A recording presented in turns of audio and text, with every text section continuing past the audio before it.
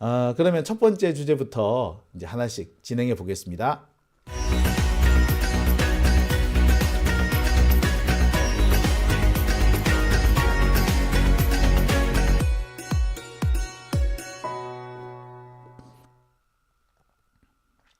네, 오밤중의 뉴스 함께하고 계십니다.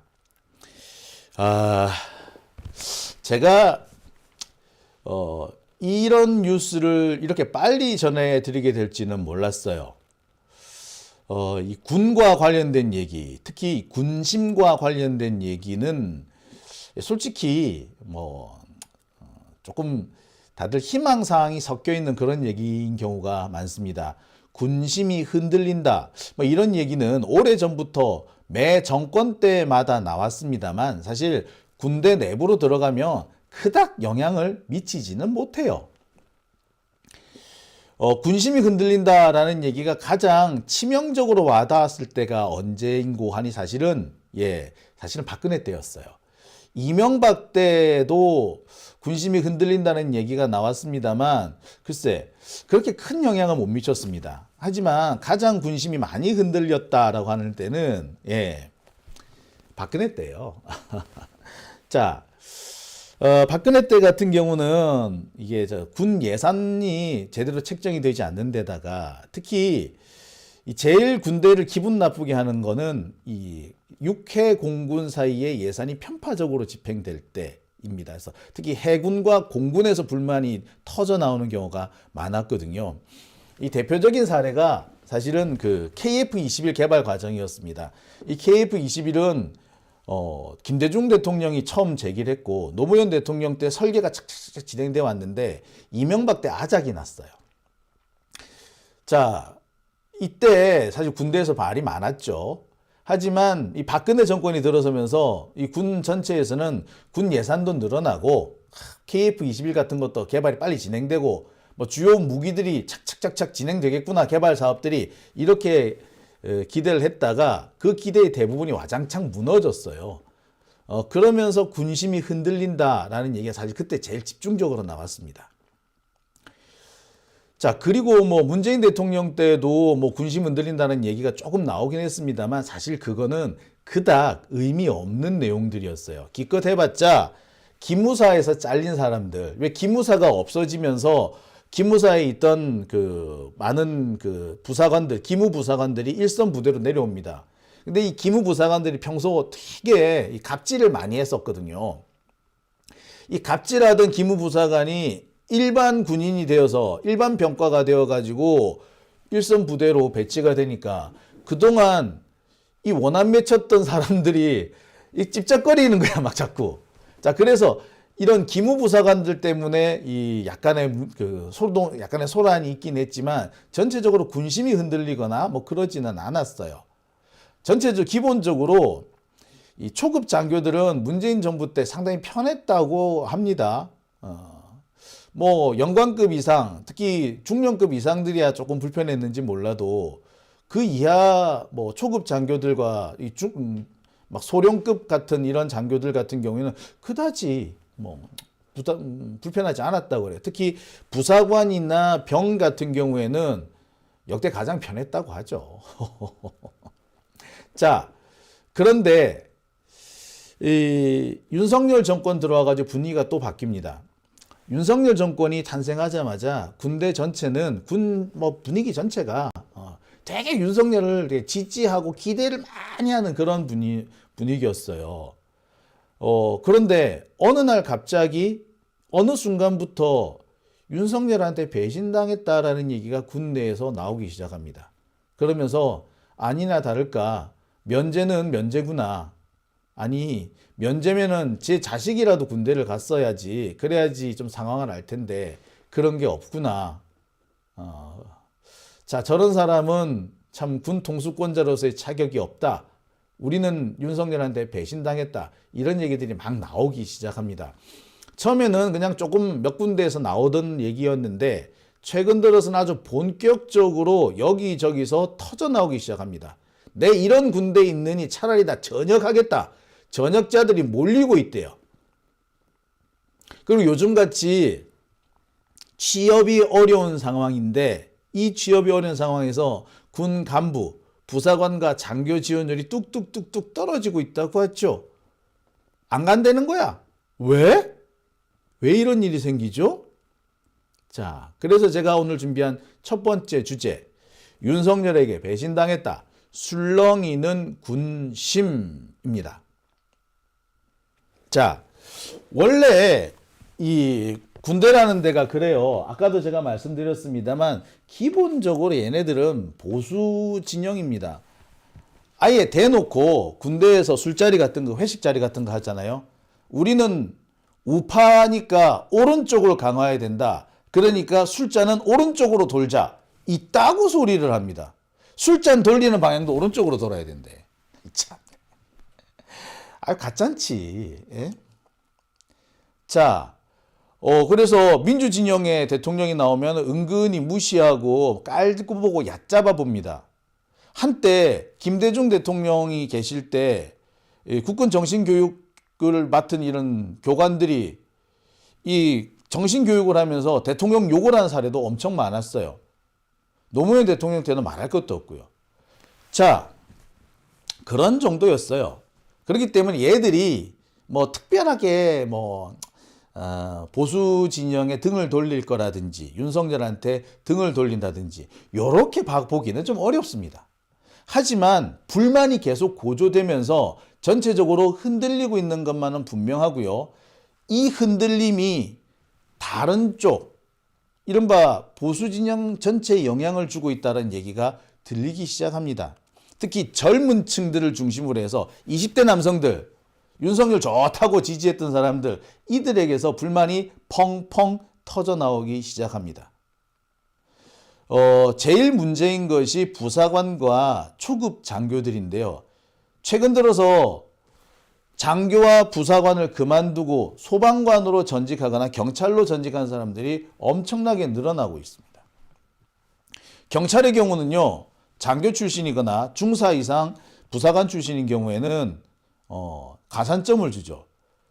순경으로부터 출발하는 경우도 있지만 일정 수준 이상의 경력을 가지면은 경장 혹은 경장이나 경사부터 출발할 수 있게끔 해주는 경우도 많이 있습니다.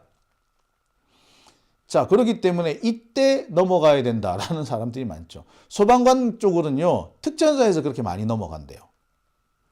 예, 군 전체가 심하게 요동치고 있다는 겁니다. 대놓고 불만을 표출하지는 못하지만 이미 내부는 썩어 들어가고 있다는 거죠. 도대체 왜 그럴까요? 자, 이 군대는요, 제가 아까도 말씀드렸습니다만 기본적으로 보수입니다. 그리고 이들에게는요, 군사 정권에 대한 향수가 있습니다. 군인들이 대우받던 시절이라는 거죠. 그때만 해도요, 군사 정권에서는 군인들이 대우받았지 않습니까? 군인들이 신랑감으로 첫 번째, 두 번째 꼽히던 때였습니다. 제가 말하는 군인은 여기서 이제 병 말고, 적어도 직업군인 이상을 말하는 거죠. 간부들. 특히 사관학교 출신의 군인들은 꽤 대우를 받던 시절이었어요. 이른바 유신 사무관이라는 게 있지 않습니까? 대위로 전역을 하면은 사무관으로 특채하는, 사무관이면 5급이거든요. 5급 사무관이면 꽤 높은 자리입니다. 일반 군청 같은 데 가면은요, 5급 사무관이 계장을 하죠. 계장하는 것도 있고 과장을 맡는 것도 있습니다. 과장. 군청이나 구청에는 5급이 과장을 하는 경우도 꽤 많아요. 자, 대위, 육군 대위로 전역을 했는데 군청 가가지고 또는 구청에 과장으로 있다. 그러니까 내가 대위로 전역을 하면은 내 고향에, 시골 동네, 내 살던 고향에 가가지고 그 군청에 과장으로 앉아 있는 거야. 보통 시골에서 군청 과장 하면요, 꽤 유지거든, 꽤 끝발 있거든. 예, 그러겠다는, 그렇게 살 수 있었던 거예요. 자, 그런 시대에 대한 향수가 있는 겁니다. 군인이 대우받던 시절에 대한 향수. 그 시절로 계속 돌아가고 싶어 하는 거야. 군사 정권, 군인이 정권을 잡는 것까지는 바라지 않지만 그래도 그때 누리던 이 대우는, 특혜는 좀 이제는 좀 받았으면 좋겠다. 우리 군대에 있는 거 너무 힘들지 않냐? 이거지. 사실 뭐 이 군 간부가 뭐 이렇게 편한 자리는 아니에요. 지금은 글쎄 옛날에는 상당히 좀 대우받는 게 면세로 물건을 살 수 있지 않았습니까? 특히 이제 뭐 가전제품 같은 경우는 면세로 상당히 많이 샀어요. 근데 옛날에는 가전제품에 붙는 세금이 꽤 높았습니다. 특별소비세가 붙어가지고 세금이 20%, 30% 될 때 많았습니다. 컬러 텔레비전 같은 경우는요, 심지어 세금이 100% 붙는 경우도 있었어요. 자동차 같은 경우는 더 말할 것도 없었거든요. 그런데 군인이 되면은 뭐 면세야. 세금이 없는 거지. 그러면 가전제품이고 뭐고 되게 싸게 사요. 지금은 가전제품 군에 가서 군인 할인으로는 싸게 못 삽니다. 제가 몇 번 사봤는데 제가 현역에 있을 때도 가전제품 사러 가봤는데 전혀 안 싸. 예. 기껏해야 이 군 PX가 일반 이런 회사보다 일반 가게들보다 싼 거는요 술밖에 없어요. 술. 지금도 여전히 특별소비세가 술에는 붙잖아요. 특히 이 양주 같은 경우에는 특별소비세가 200%가 붙습니다. 양주 40도 이상인 경우에는 특별소비세가 2배가 붙기 때문에 5만 원짜리가 10만 원이 되는 거예요. 그런데 군인으로 사게 되면 5만 원에 사게 되는 거야. 그러니까 좋겠죠. 근데 이게 지금은 술밖에 없는데 옛날에는 가전제품까지 있었고 자동차 뭐 이런 것도 다 가능했거든. 근데 지금은 그게 싹 없어졌어요. 자, 군인한테 관사를 주죠. 옛날에는 군인한테 관사를 준다는 게 엄청난 특혜였습니다. 왜? 집이 없었으니까. 너도 나도 힘들게 살 때이기 때문에 집이 없었단 말이에요. 근데 군인한테 관사를 준다? 엄청난 특혜였죠. 근데 요새는 군 관사 아무도 안 들어가려고 그래요. 제가 중2 시절에 결혼을 했는데 제가 중2 시절에 관사를 하나 받았습니다. 결혼했으니까 관사 받을 거 아니야. 가니까 장부상 폐관사였어요. 장부상 폐관사. 귀신 나온다는 관사였어. 원래로 하면은 원래 거기가 대대장 관사로 쓰이다가 대대장이 새로 관사를 지어 나가면서 이 관사를 반으로 쪼개요. 반으로 쪼개가지고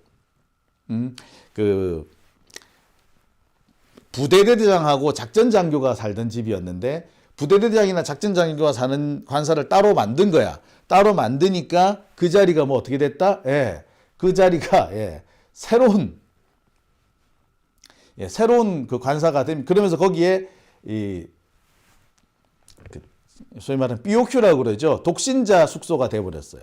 그런데 독신자 숙소를 새로 만들면서 그 관사를 철거하게 됐던 겁니다. 그런데 철거하는 척 신용만 내고 그대로 남겨놨다가 저한테 준 거예요. 그러니까 도대체 몇 년을 쓴 건지도 몰라. 장부상 보면은 30년 전에 관리했던 기록이 나온대. 그러니까 최소 30년 된 거예요. 지붕요? 지붕, 그 스레트 지붕이었어요. 여러분, 스레트라고 아십니까? 예. 아니, 이게 참, 요 젊은 친구들은 모르겠다. 스레트 지붕, 스레트 지붕이었어요. 스레트 지붕이 겨울에 엄청 춥거든요. 여름에 엄청 덥고. 아씨, 진짜. 또 나오네. 자, 그런 관사를 주는데 누가 들어가고 싶겠습니까? 안 들어간단 말이에요. 자, 그리고 되게 이 평수도 되게 작아요. 제가 이제 전역할 무렵에 아파트를 하나 받기는 받았어요, 관사로. 근데 그 아파트가 18평짜리였습니다. 저는 이제 결혼한 지 얼마 안 됐으니까 뭐 가족이 2명밖에 없잖아요. 그렇게 살았지만 거기에 5명, 6명 이렇게 사는 그런 집도 꽤 많았거든요. 자, 그러니 누가 하려고 그러겠어. 자, 말이 좀 옆으로 새는데요. 그랬기 때문에 이들은 보수 정권에서 이 권력을 잡으면 보수 정권이 출범을 하게 되면은 자신들에 대한 대우가 나아질 거라고 생각을 하는 거예요. 낡은 관사 고치고 이 부족한 월급 막 높아지고 뭐 이런 거 있잖아. 근데 그게 쉽냐고? 아니죠. 다 개꿈이죠. 자, 그러자마자 그러니까 이제 얼마 안 지나가지고 이 보수 정권에 대한 지지도가 뚝 떨어지는 거고 군심이 흔들리는 상황이 되는 겁니다. 보수 정권에 대한 기대치가 철저하게 깨졌다. 벌써 몇 번째 속는지 모르겠다. 야, 이명박한테 기대 걸었는데 깨졌고 박근혜 깨졌고 윤석열 또 깨졌다라는 거예요. 특히 이명박 정권은 이 군 예산을 엄청나게 깎아버렸어요. 그래서 지금 논란이 되고 있는 이 군 그 간부들에 대한 그 당직 수당 저 때 10,000원을 받았었거든요. 10,000원으로 올랐었는데 이명박께 다시 깎아버렸어. 5,000원으로. 자, 그리고는 그 뒤로 또 한동안 안 오르다가 뭐 다시 이제 10,000원으로 복귀되긴 했었는데 그 이후에 다시 안 올랐다는 거죠. 그래서 윤석열 정권이 올랐으면은 그거 다 고쳐줄 줄 알았대. 근데 안 된 거지. 그러니까 철저하게 기대가 깨졌다라는 얘기가 나오는 겁니다. 제일 먼저 나오는 얘기가 월급, 너무 급여가 너무 짜다라는 그런 주장인 거예요. 심지어 뭐 군인 연금까지 지급을 늦춘다? 이 얘기가 나오면서 발끈합니다. 장기 근무자들은 군인 연금 이거 하나 쳐다보고 살고 있는데 이거 지금 시기를 늦춘다고? 미쳤니? 라고 하는 겁니다. 자, 군인 연금은요. 현역으로 군 간부로 15년을 근무를 하면은 이제 나오기 시작하고요. 20년 정도 근무를 하면은 이제 생활이 가능할 정도로 한 4인 가족 정도가 생활이 가능할 정도로 나옵니다. 그런데 20년 근무를 한다면 보통 소령 정도에서 탈락하는 경우를 말하는 거죠. 자, 그런데 이 시기를 늦춘다고? 그러면은 내가 소령에서 잘렸는데 소령에서 중령 못 달고 잘렸는데 군인연금이 안 나온다고? 그럼 나 어떻게 살라고? 라는 거죠. 소령이면요. 제가 현역에 있을 때만 해도 소령 진급 시기가 32, 33이었습니다. 소령에서 중령으로 진급할 시기는 39에서 40 정도 시기였고요. 중령 진급이 안 돼서 결국 퇴직하는 시점은 45살 정도였습니다. 45살에 나왔는데 뭐 하라고? 취직도 안 돼. 그 나이 때는. 그잖아. 그런데 연금도 안 나오면 어쩌란 얘기야. 죽으란 얘기지. 그러니까 난리가 난 거예요, 지금. 자, 그리고 아까도 말씀드렸듯이 이 당직수당. 이 당직수당 얘기가 나오면서 지금 분위기가 너무 안 좋은 겁니다. 자, 제가 정말 놀랬던 것이 당직수당이 아직까지 10,000원이라는 얘기 듣고 기가 찼습니다. 아니, 나 때도 10,000원이었는데 아직까지 10,000원인가? 알고 봤더니 그 사이에 한번 깎였다가 다시 10,000원이 된 거였다 그러더라고요. 참 어처구니가 없죠. 그래서 나오는 얘기가 뭐다? 예, 지금 군 관련 커뮤니티에서 제일 많이 나오는 얘기가 야, 우리가 여기서 말해봤자 뭐하냐. 보수 정권 좋아하네. 야, 이 뭐 예산도 반영 안 했다는데 말이 되냐? 당장 우리 전역하는 게 낫겠다. 이런 얘기가 나온대요. 특히 이번에 나오는 얘기가 뭐냐면, 아니 윤석열이 얼마 전까지 초급 간부 처우를 개선해 주겠다. 중사 월급 얼마, 소위 월급 얼마 막 보도를 했었어요. 그랬는데 이번에 뭐 예산 반영을 안 했더라는 거야. 아니 월급 올려준다며. 병사들 급여를 200만 원을 올려주면서 200만 원 못 받고 있는 초급 장교, 초급 부사관들, 이 사람들 급여 올려준다며. 그런데 뭐 예산 반영도 안 했다? 내가 또 속았네? 그러면서 전역이 답이다 라는 말이 나오기 시작한다는 겁니다. 자, 이렇게 군 내부가 술렁거리고 또 군심이 흔들리니까 나름 윤석열 정권에서도 뭐 좀 이걸 어떻게 좀 가다듬으려고 많이 좀 생각을 하나 봐. 그래서 나오는 얘기가 뭐 여러 가지 얘기들이 있는데, 자, 지금 이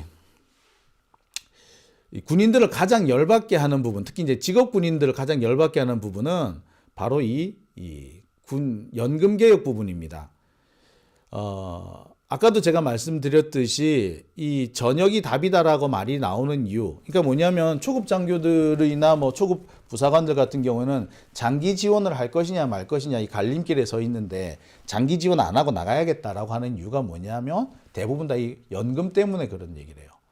더 많이 내고 더 늦게 받는다는 게 윤석열 정권의 연금 개혁이란 말이에요. 이게 원래는 그 국민연금이라든지 공무원연금, 그다음에 사립학교 교원연금 뭐 이런 것들에 대한 그 개혁을 얘기하는 거잖아요. 그런데 이렇게 될 경우 가장 치명적으로 타격을 입는 데가 바로 군인연금이라는 거죠. 근데 군인연금이 사실 제일 적자가 또 많이 나. 그러니까 윤석열 정권이 계속 주장하고 있는 연금 개혁 이걸 하려면 군인연금부터 손을 볼 수밖에 없는 거야. 그런데 군인들 입장에서 얼마나 짜증나겠냐고요.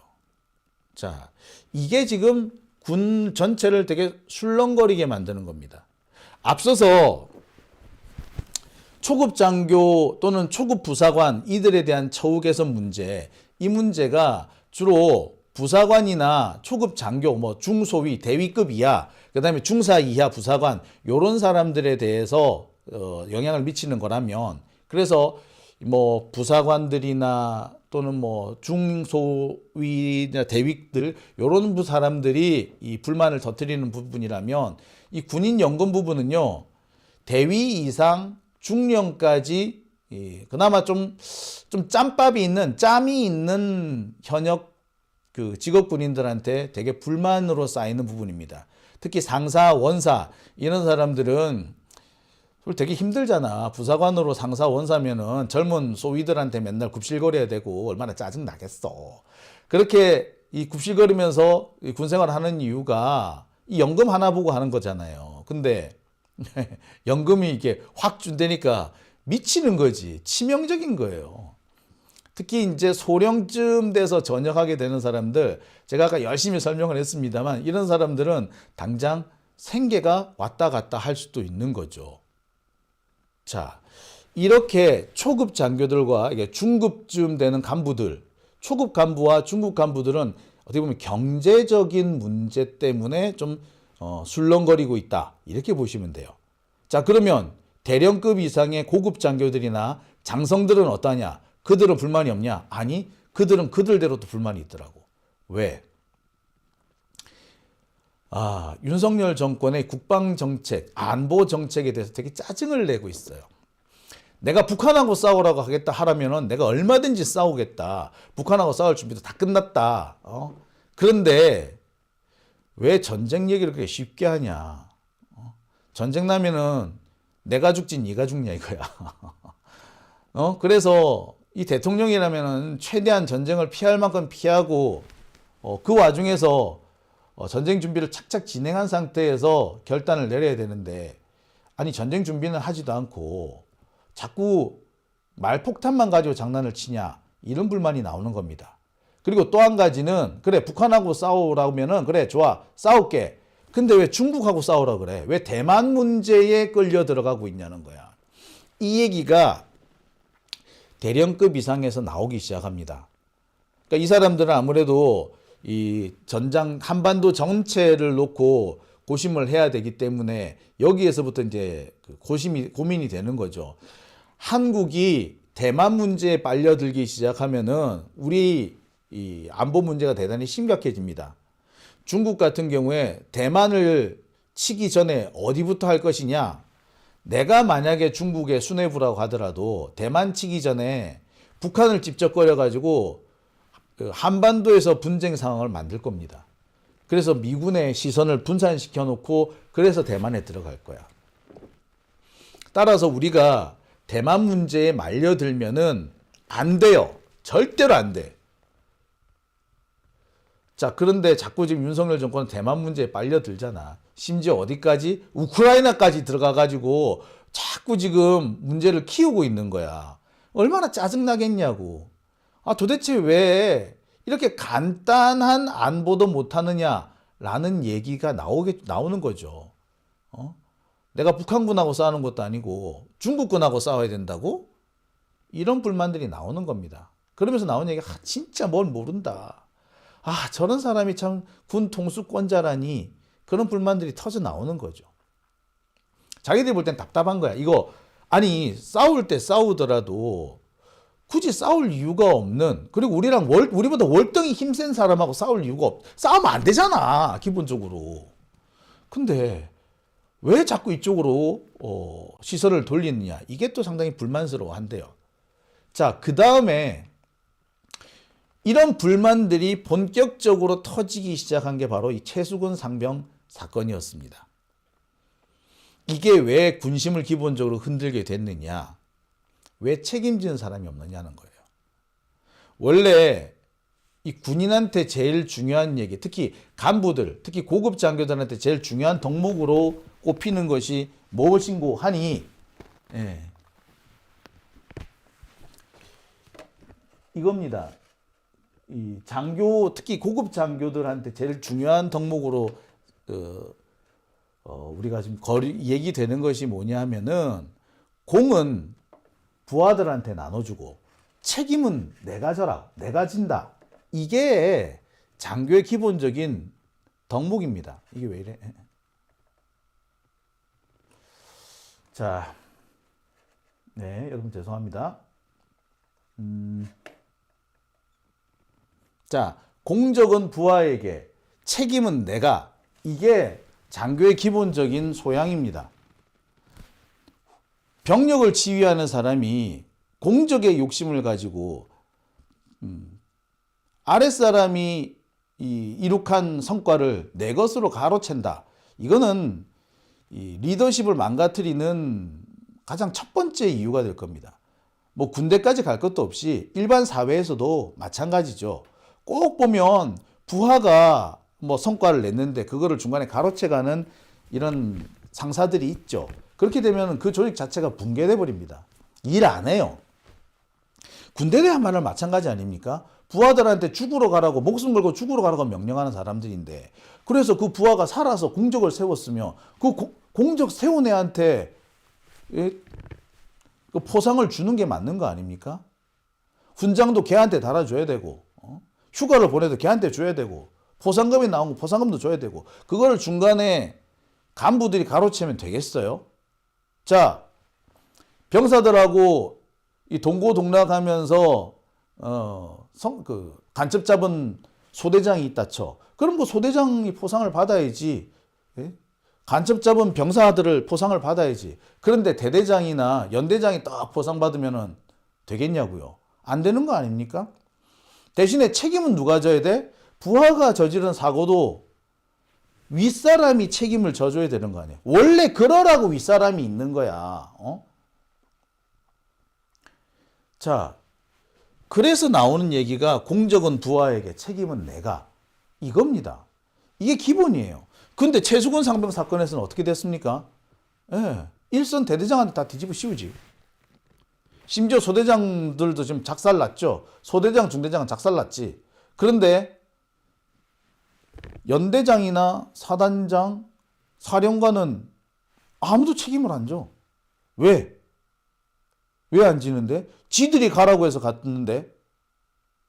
아니, 수해 복구나 실종자 수색, 물론 할 수 있어요. 군인이 국민의 생명과 재산을 보호해야지. 그러니까 실종자 수색 나갈 수도 있어요. 그런데 제가 엊그제도 말씀을 드렸습니다만, 전쟁터에 나가도 요새는 방탄 헬멧 주고 그다음에 뭐 더 줍니까? 이 방탄 조끼도 줘요. 방탄 헬멧, 방탄 조끼 왜 줍니까? 전쟁터 나가니까 총알 맞지 말라고 주는 거 아니야. 물론 그래도 다 들어온다고 뭐 뚫린다고 합디다. 여하튼 간에. 자, 그런데 실종자 수색을 들어갔으면은 구명조끼는 주어서 입혀서 내보내야 되는 거잖아. 그거 안 입혀서 내보냈으면 그 책임을 져야지. 근데 그 책임을 다 밑으로 내려보냈다? 열받는 거죠. 말이 안 된다는 거야. 이 최수근 상병 사건이 군심 전체를 많이 흔들어 놓습니다. 위험하니까 내가 가겠다라고 하는 그런 장교도 있었는데, 아니 위험한데 지 새끼들 처박아 놓고서는 지는 뭐 계속 룰루랄라 놀고 있다고? 이 말이 되는 상황이 아닌 거죠. 그러니까 여기서부터 군심이 크게 흔들리기 시작한 겁니다. 공식적으로 이제 본격적으로 흔들리기 시작한 거죠. 여기에 이번 박정훈 대령 사건이 또 불을 붙이는 겁니다. 도대체 박정훈 대령이 지금 뭘 잘못했느냐, 뭐 그런 얘기죠. 여러분 아시겠습니다만 박정훈 대령 항명죄로 지금 재판을 받고 있죠. 근데 뭐가 항명입니까? 법대로 했는데 뭐가 항명이야? 자, 이와 관련해 가지고 군대 내부에서 나온 얘기가 뭐냐? 지금 쌍팔년도 군대로 돌아간다고. 아니 법대로 했는데 왜 지시 어겼다고 하냐? 법이야말로 진짜 지시 아니냐? 그런데 법대로 했는데 항명죄로 처벌받는다? 이건 뭐다? 쌍팔년도 군대로 돌아가는 거다. 지금 군대를 어떻게 쌍팔년도로 돌리냐? 야, 윤석열 정말 해도 해도 너무하네. 뭐 이게 말이나 되는 거냐? 지 마음에 드는 사람, 그러니까 지 측근들은 무슨 잘못을 해도 다 살려주고 측근 아닌 사람은 전부 다 내치겠다는 거냐? 이런 얘기들이 나오는 거죠. 자, 윤석열 정권 내부에서도 이 문제를 좀 심각하게 보는 것 같기는 해요. 그래서 어떻게든 간에 좀 군심을 다독이려고 하는 것 같기도 합니다. 하지만 그 군심 다독이는 게 오히려 이 불을 더 지피고 있는, 분노를 더 촉발시키는 그런 사례도 많다고 합니다. 자, 지금 그래서 군대에서 나오는 얘기가 뭐냐? 첫 번째, 야, 우리 군생활 더 못하겠다. 전역하자. 또 한마디는 야, 언제 군대가 좋았던 적 있냐? 그냥 까라면 까. 그 다음에 또 한 가지는 믿은 우리가 병신이다. 그리고 또 한마디 야, 그래도 문재인 때가 나았네. 이런 얘기까지 나온대요. 참, 제가 그 얘기를 들으면서 딱 한마디 했습니다. 그래, 왜 윤석열 찍은 너가 잘못이지. 자, 그 말 하니까 사실 다 아무도 말을 못 합디다. 지들 다 찍었거든. 그러니까 말은 못해. 말은 못하지만, 그렇지만 자신들도 불만을 삼키지는 못하고 있는 것 같습니다. 지금 현재 군 내부 분위기가 그렇게 돌아가더라고요. 참, 이 박정훈 대령과 관련해가지고 참 여러 가지 지금 소식들이 들리고 있죠. 대통령실에서 전화 몇 통화 해가지고 박정훈 대령을 갑자기 배신자로 만들어 놨다. 이런 얘기가 흘러나오고 있고요.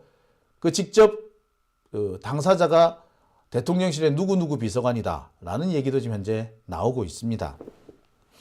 이 얘기가 이 일선 군 부대에 전해지면서 다들 피식피식 웃는데요. 이 쌍팔년도 군대로 돌아왔구만. 그 얘기가 참 많이 나온답니다. 너도 나도 한다는 얘기가 쌍팔년도 군대래. 자, 그러면서 야, 우리 다 쌍팔년도로 돌아가자. 참 답답합니다. 그런데 제가 그럼에도 불구하고 이 군심이 군대는 어쩔 수 없다라고 보는 것이, 얘들이 그렇다고 절대 민주전형 뽑지 않아요. 그게 문제인 거지. 다만 초급 장교들이나 부사관들의 경우에는 상황이 또 다를 수가 있습니다. 아마 그들한테는 좋았던 시절이 몇 년 전까지만 해도 문재인 때만 해도 그나마 좋았던 시절이었는데, 이제 이렇게 되니까 망했다 뭐 이런 얘기들 그런 얘기 나오고요. 특히 지금 제일 불만 많은 데가 해군하고 공군이라고 해요. 지금 윤석열 정권 들어서면서 해공군 예산이 대폭 삭감이 되고 다 육군으로 몰린다네. 이것 때문에 해공군에서 지금 계속 불만이 쌓이고 있다고 합니다. 재밌는 거는요, 해군하고 공군은요, 그렇게 그 보수 정당 지지율이 생각보다 높지 않아요. 육군의 경우는 거의 60-70%가 나온다고 하면은 해공군은 한 40%밖에 안 나온다고 봐도 과언 아닙니다. 특히 해공군 같은 경우에는 육군에 대해서 되게 지금 불만이 많이 쌓여 있었는데, 이 해공군의 불만이 이번 윤석열 정권 들어서면서 더 폭주하고 있다. 뭐 그런 얘기도 들립니다. 근데 해군하고 공군은요, 합쳐봤자, 병력 탈탈 털어봤자, 9만 명밖에 안 돼요. 해군과 공군 다 합쳐봤자 8만, 9만 이 정도밖에 안 됩니다. 전체 60만 대군의 5분의 1이 채 안 되는 거죠. 그러니 전체적으로 큰 영향을 못 미칩니다. 그런 면에서 보면은 참 많이 안타깝죠. 한편으로 보면은 자업자득인 거지. 자, 오밤중의 뉴스 함께하고 계십니다.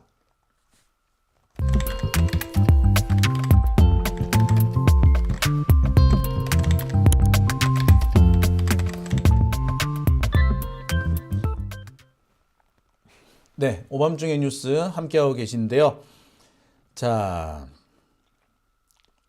홍진기님께서는 국방장관이 6.25 때 머물러 있다라고 하셨어요. 그러니까 쌍팔년도 군대가 될 수밖에 없는 거겠죠. 김미경님, 다음번엔 민주당 찍으라고 하면 되죠. 제발 좀 민주당 좀 찍으라고 좀 얘기를 하고 싶어요. 근데 얘네들이 문제가 이렇게 당하고도 안 변한다는 거죠. 참 그게 제일 문제가 아닌가라는 생각이 들어요. 그 다음에 하트샘님께서는 총선이 얼마 안 남았다라고 하셨고요. 제니스 SETH님, 제니스 세스라고 읽어야 될까요? 세드라고 읽어야 될까요? 예, 제니스님이라고 그냥 할게요. 제니스님, 찍었으면 누려라 좀. 그럼요. 지들이 찍었으니까 즐겨야지. 지들이 불러온 세상이니까 즐겨야 되지 않나요? 피할 수 없는데. 자, 그 다음에 홍진기님, 해병대 다녀오면 80%가 이직된다라고 쓰셨네요. 그레이스 K님, 총 없이 전쟁터에서 싸우라고 한 거라고 하셨고요. 모가 골드님께서는 커피 드세요 라고 하면서 후원해 주셨습니다. 감사합니다. 자, 후원해 주신 분들 또 계신가요? 예, 제가 후원해 주신 분들 또 있으면요 또 소개를 드리도록 하겠습니다. 자, 스타벅스 얘기하시는 분이 계시네요. 예, 저는 서민이라 스타벅스 안 먹습니다.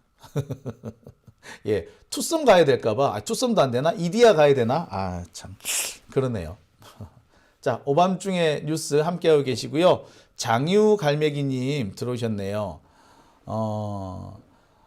장유갈매기님께서는 저는 쌍팔이 싫어요라고 하셨어요. 예, 참 제가 군대 있을 때만 해도요, 요즘 군대 좋아졌다는 말 참 많이 들었었거든요. 근데 요즘은 그때보다도 더 나아졌다라고 하는데 어떤 면에서 보면 이 군대가 별로 나아진 것 같지는 않아요. 나아졌다고 하는 게 기껏해야 복무 기간 줄었다는 거, 그 다음에 옛날에는 마룻바닥 같은 그런 침상에서 생활을 했는데 요새는 침대 1인당 각각 개인 침대가 있다라는 거, 뭐 그 정도가 아닌가 싶어요. 그 밖에 다른 부분은 글쎄, 핸드폰. 예. 핸드폰 요새 다 뺐는데요. 못 쓰게 한대 다시. 윤석열 정권 들어서서. 참. 그러니 병사부터 장성까지 어느 한 군데에서 불만이 없는 데가 있겠습니까? 참. 근데 어떡하겠어. 뭐 군대 갈 친구들 뭐 20대가 제일 윤석열 열렬하게 지지하지 않았습니까? 뭐 자신들이 저지른 거니까 즐겨야 안 되겠어요? 그죠? 네. 오밤중의 뉴스 함께하고 계십니다. 스라소니님께서는 제가 쌍팔년도 복무자입니다. 88년에 군대에 계셨군요. 네. 자, 그럼 두 번째 주제로 넘어가 보겠습니다. 국유화 폐간 어떤 대통령도 할 수 없는 일인데 감히 제가 어떻게 그런 말을 한다는 것입니까? 이치에 닿지 않는 말을 가지고 사람을 이렇게 몰약해서는 안 됩니다.